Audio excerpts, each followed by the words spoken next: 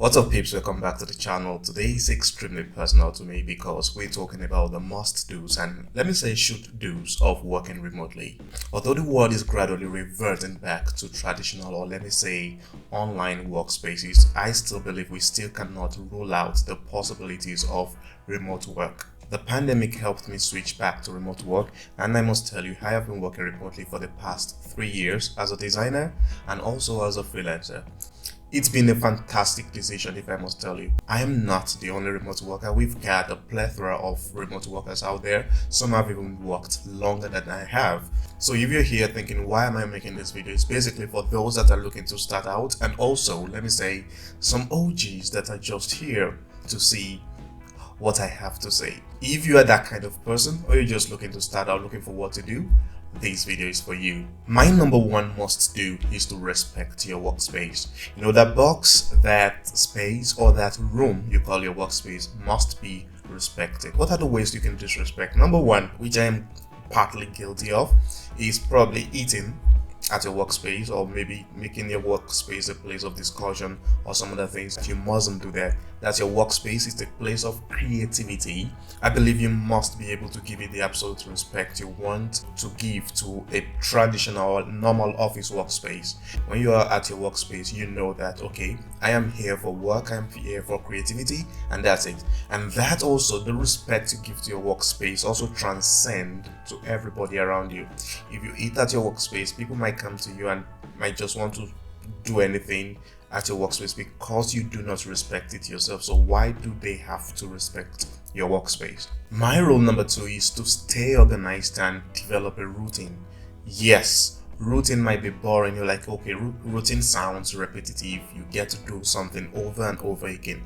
But this is something interesting about setting a routine at your workspace. The freedom workspace gives makes it easy to get distracted. You're at your workspace, then somebody calls you, oh, you've got to maybe do the dishes, clean something, open the windows, do some other things. This is because you're not organized. You do not have a perfect routine. When I just wake up in the morning, I know I am going straight to my bike, or I'm just doing my push-ups, and as long as I'm done with that, I sweat it out. I go straight to the bathroom, clean up, come out, make a cup of tea, sit down, and hop into it. That way there's a routine, there's something that tells me, okay, this is what gets me ready for work. And if you can create something like that, you will be able to get acquainted and get in that mood, or let me say that level of work, and not just have to get up, do some other things and get distracted at work. Develop a routine. It works, it might be boring, but you get used to it. And this brings me to my third step, which is avoid multitasking or distraction. And of course, we know this point is coming, and that's the use of phones, mobile gadgets, notifications, and something. Just switch them off.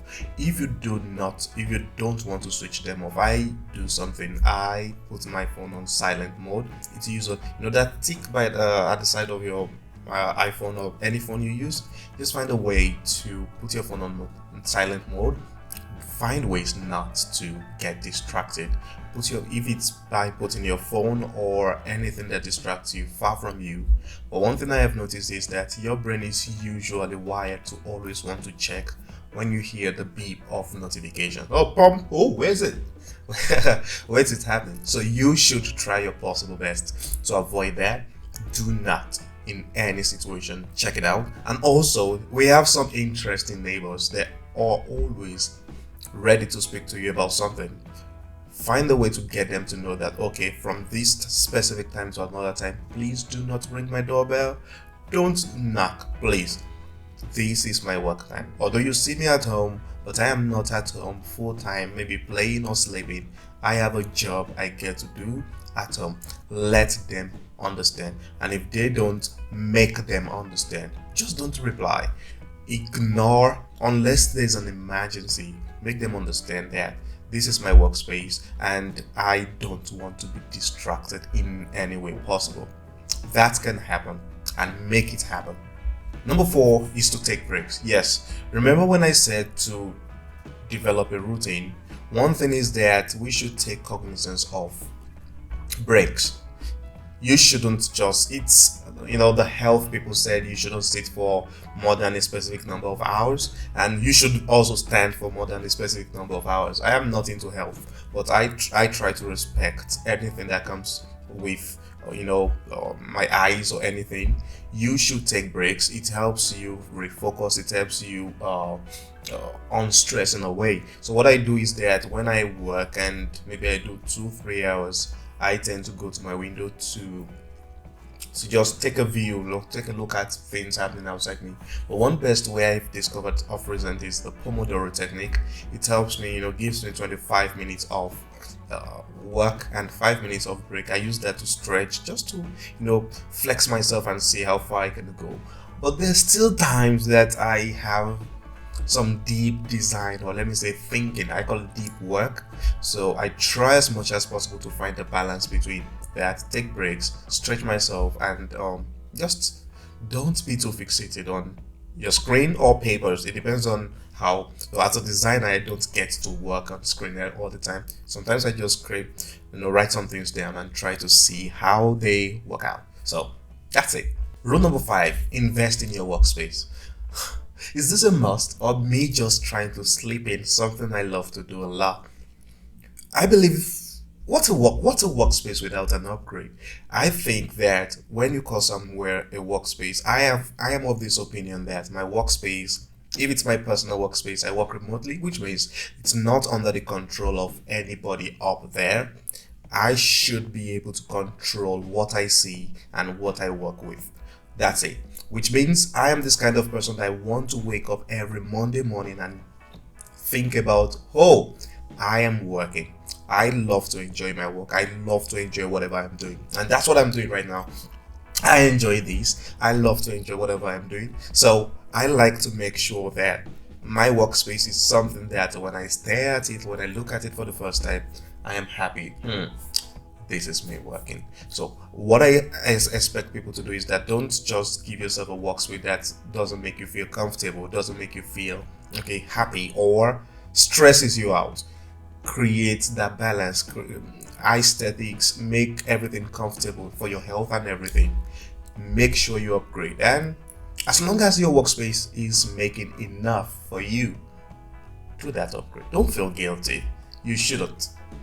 That's a personal opinion. I hope you take it. Rule number 6: never take your health for granted.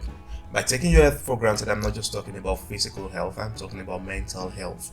I made this mistake starting as a freelancer, or let me say remote worker, that when I worked, let's say I worked from 8 till 4 or 5, I tend to still dabble into work. Let's say I work till 5 o'clock, I go to gym, and when I come back again, I still try to quickly look at some things I must have forgotten. Or the thing is that while at the gym, I am still thinking about work. That's unhealthy. Now this is hard work, but you try to compartmentalize and say, okay, I'm done with work, and I am not looking back into that until the second day.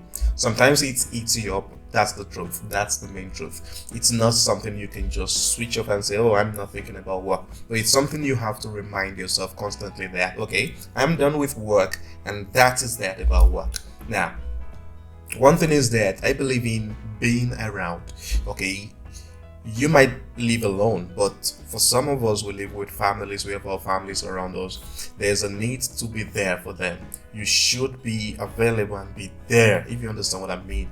So you shouldn't be there and still start thinking about work, and your mind is always away thinking about work. I have experienced that. I have done that, and I know the toll it has taken on my work. So I try to, like someone said, anything that takes away your family from you is taking too much. So don't let remote work be the epicenter of your life. Try to create that balance. Create that balance, please. My last point is that your remote work doesn't have to be from home.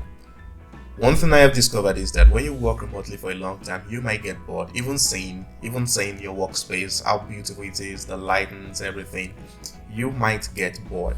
What I advise people is that just go out once in a while, go to cafes. Where I live here in Astana, we have workspaces. We have, what's it called, remote work centers, where you just pay a tiny bit and you get to work, it might be a bit difficult. For example, when you need your big monitors to work with, it might be extremely difficult for you, but you can just assign some tasks for the day and say, okay, this task is basically research and something, and I'm going out to work remotely. Get a cup of coffee, tea or something and just enjoy every bit of your life. It's possible. It's possible. You just have to keep pushing and say, okay, this is what I want to do today. It gives you this refreshness. It refreshes you and say, okay, this is a different environment and I'm going to work with this today. So it gives you this thing to look forward to. It might be just once a week, once a month. It gives you something to look forward to, that okay, today it's a different environment. And that kind of caps what I want to talk about today. One thing I want to ask of my viewers is that, okay, like I said in my past 3 videos, this is a bit new and I am open to criticism. I would love to know what to improve, what to make better, what to take away, what you would love to see. I want to ask that. What would you want me to talk about? I am a foreigner that live in Kazakhstan, Astana. I'm thinking of making some videos about that, but I would love you to suggest. What would you want me to talk about? I think I should ask this question at the end of all my videos, or probably in the middle. And of course, don't forget to like and subscribe. I have a lot of things to talk about. I want to talk about it. Like and subscribe to encourage me. Yes. So thank you and see you later.